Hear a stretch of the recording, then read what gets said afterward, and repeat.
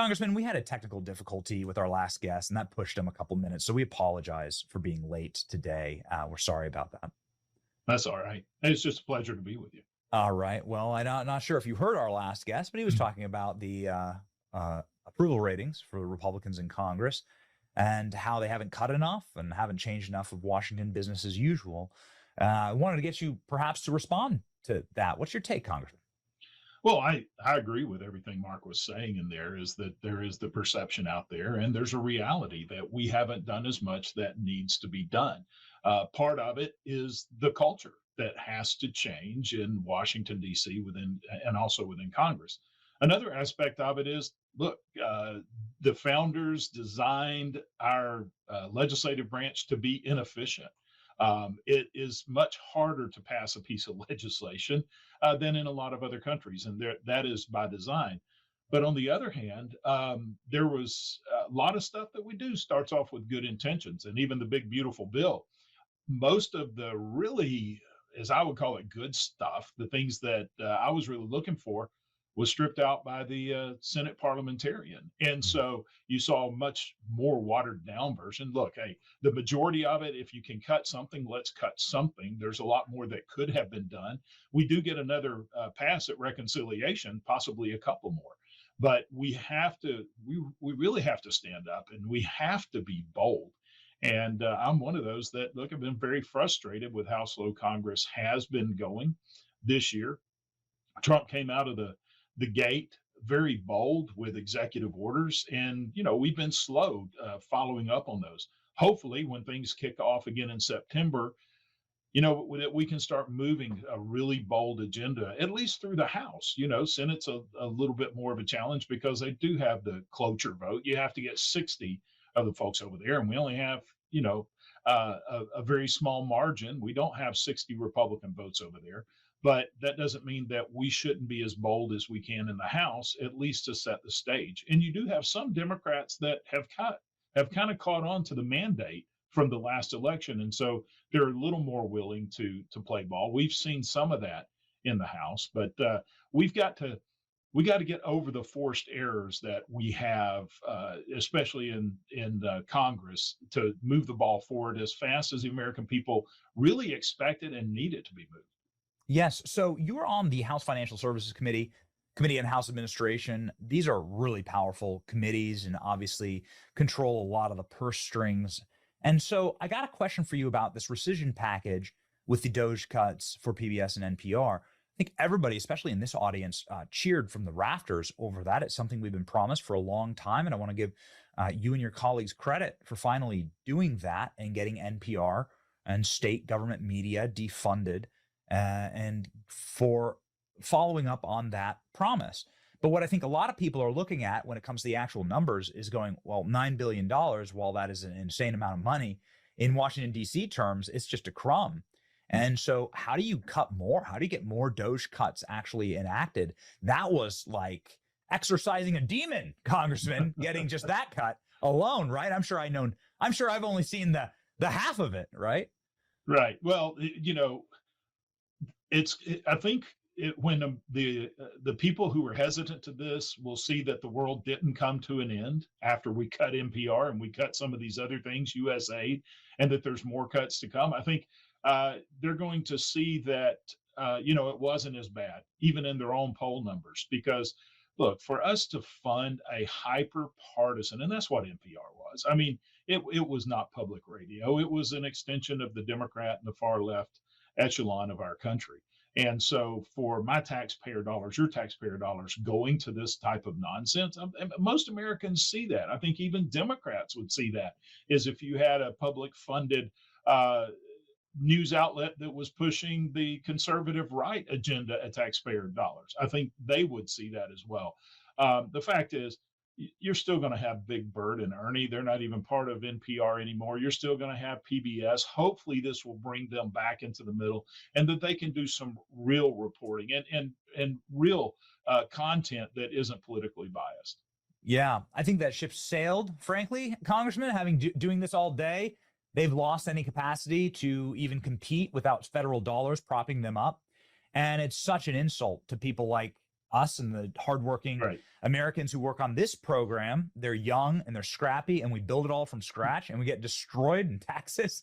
And it's hard to make a profit in this industry. And then we watch NPR get billions of dollars, Yep. right, in order to effectively run communist propaganda, a bailout from the government. It makes our blood boil. So anyway, we're happy for that, and we're thankful for that. As you heard with Mark Mitchell, again, Rasmussen's a great pollster. Right. I'm sure you've seen their polls before. He's really frustrated about accountability. People thought that we'd have accountability for some of the deep state hoaxes that have been spawned on the American people. I want to talk to you about one that you particularly have done an enormous amount of work on, and that's January 6th. You wrote this January 6th report, and we're really thankful Right. for it. We've referenced it a ton on the program, and we're honored to have you on the show to talk about it.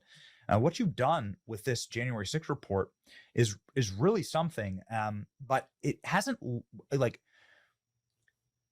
it with all due respect, like, it hasn't led to really any major consequences from any of the major players. You detail how the January 6th committee deleted all of their emails and deleted all their text messages. Liz Cheney is kind of very publicly was witness tampering with Cassidy Hutchinson. Is the pipe bomber? Who the hell is that? What was that all about? And so I want to just get your take here, sir, as the base screams out for something to happen other than strongly worded letters. What happens next here? Well, that's a good question, and I'm more confident that something will happen. As you know, the Congress, the legislative branch, we don't really have enforcement powers. That's the executive branch. And during the first 2 years of our investigation, 80% of my time was spent trying to find documents that were being hidden. We had no cooperation really out of the administration, the Biden administration, until we forced it. We had to force it with threats of subpoena. And fortunately, there were several brave souls to step forward as whistleblowers that got us into the right direction. And we surprised a lot of people with the documentation that we were able to uncover. And based on that documentation, we were able to make a referral to the Department of Justice to look into some of the actions, especially with Liz Cheney, who admittedly that she was back channeling communication with Cassidy Hutchinson while Cassidy was already being represented by an attorney. And Liz even acknowledges that in their communication that this is inappropriate, but she continued doing it. And so with basically I only use Liz Cheney's own standard to make the referral to the Department of Justice. When she was part of the select committee on January 6th, or as Trump likes to call it, the unselect committee, she made a criminal referral on Donald Trump because during their investigation, Trump attempted, according to them, attempted to call one of their witnesses. He never even made contact with them. It was just he attempted to contact someone who is testifying before the select committee. So Liz Cheney proceeded to make a criminal referral for witness tampering. We just used that same standard. Not only did Liz Cheney attempt to contact Cassidy Hutchinson, she did contact Cassidy Hutchinson and continued to communicate with her, even though she acknowledged it was inappropriate. And so we just use that same standard. We turned that over to the Department of Justice. Now it's in their hands.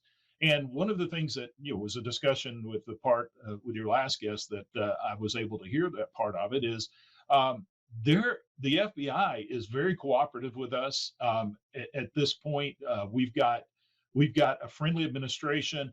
They're not hiding documents. They're actually working with us to provide documents, but they are overwhelmed right now with things that they're investigating. President Trump came out with an executive order. I want you to look into these things, look into January 6th. And this went across the board to all the departments, because when you look at January 6th, there wasn't much of the federal government that wasn't involved in some level that we found out during our investigation. So from Department of Homeland Security, DEA, you got the FBI, DOJ, Department of Defense, all of them have been instructed to investigate their involvement in what happened on January 6th, as well as the COVID crisis, as well as the 2020 elections. And so as they're digging into documents, we're communicating with the FBI. We're in process of setting up the committee. Unfortunately, it took 7 months into this Congress to get it set up. Mm. But we're already working hard, and in September, I think you're gonna start seeing a lot more production. And as we work more with the administration, I hope that we do see people being held accountable. But there's another aspect to this accountability. There's a lot of people that are still, we've always called it the deep state, that are well embedded. And I think the departments are doing a pretty good job of getting rid of those that they can determine are part of the weaponization of government that's been across the federal government. But part of our investigation, I believe, is going to uncover even more participants in that. And so I think that's not having this investigation going for 7 months. I mean, we basically came to a dead stop in December, and it's taken until now for Congress to set this back up again. Yeah, we lost a lot of time. We could have been a lot further down the road. Yeah. But again, with a friendly administration, I think we're going to be able to hit the ground running. Well, great. Thank you for reinforcing sort of what Mark was saying, is that people just want this to happen and happen fast, and they want uh, people to get up off their asses and get to work. And we feel like the country is slipping through our fingers. And we saw innocent grandmothers who just simply looked at the Capitol building that Right. day, given 22 months prison sentences for a seditious conspiracy. And we said, what the hell is going on here? I think I'm an optimistic person at heart, Congressman. So I have high hopes. There is one thing that just in conclusion here, I got to ask you about, because we've spent hours on the show talking about it with the people who are in charge of the FBI. And so it's not like they don't know that this is a real problem. We even had FBI agents on, Congressman, talking to Right. us about the J6 pipe bomber, and a specific FBI agent that was on the program saying that they knew who it was, and then they were told, shut it down. You're not allowed to investigate any further. What the hell is going on with that? Some of the smartest minds have told us that that is the key to everything, finding the identity of the pipe bomber. Do you have any information on the pipe bomber and what that op was? We don't have any new revelations right now, other than, but because I've been out of the loop legally, I have not been able to engage directly with the FBI. Even though Dan Bongino and I are longtime friends, we are communicating, and I am being told they have some more information to hand over to me as soon as this committee has stood up. But I agree with you. The pipe bomb is a key to a lot of other things involved. There's several questions that we're still investigating, like the gallows. What in the world was gallows?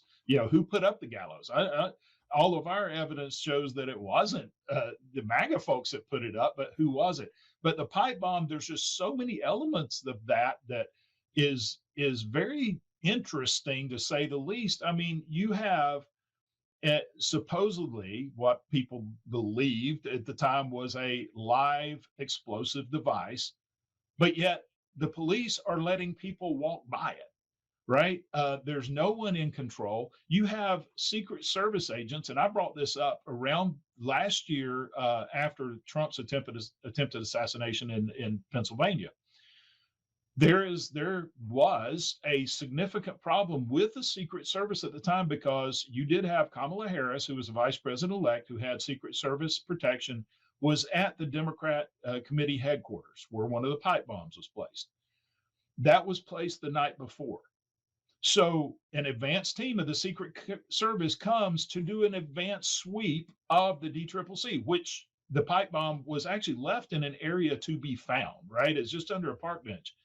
The agent walks by it with a K9 twice, never sees it, never hits on it. So, how effective is your advanced teams when you can't even pick up a pipe bomb that was left in an area to be found? And then there was just so much incompetence, as best I can explain, even the handling going forward. The investigation part of FBI was basically non existent from what we can see. We are investigating some supposedly corrupt data that the FBI kept saying, yeah, the identity of the pipe bomber was from this data. We were getting his cell phone data from one of the major carriers, but it was corrupted when we got it. Well, it only took them months to figure out it was corrupted, right? So there's some questions regarding that I hope that we're going to get some answers to very early on. But the big difference now than the previous 2 years of my investigation is we now have a cooperative administration who is not going to try to cover up evidence and hide evidence as the previous administration did, but they're going to assist us in uncovering this because we have got to find who the culprits are. If you're going to clean up the government, you got to know who they are.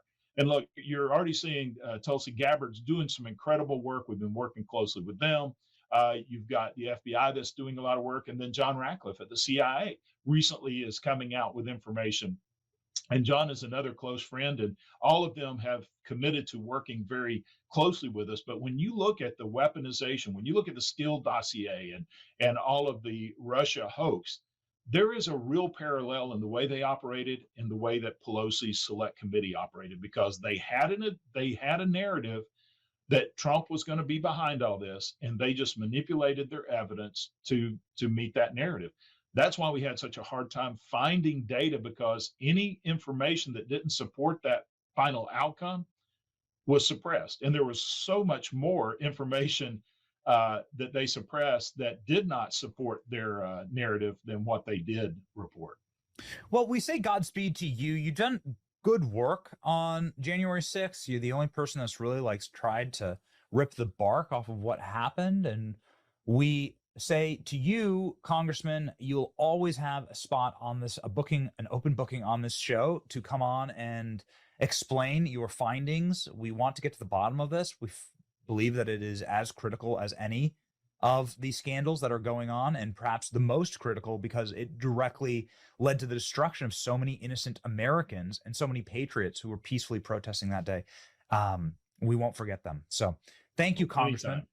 Thank you, Congressman. Please follow Congressman Barry Loudermilk from the great state of Georgia, who's going to find the truth about January 6th once and for all with the assistance of the FBI and the Trump administration. Godspeed, Congressman. Thank you, Manny.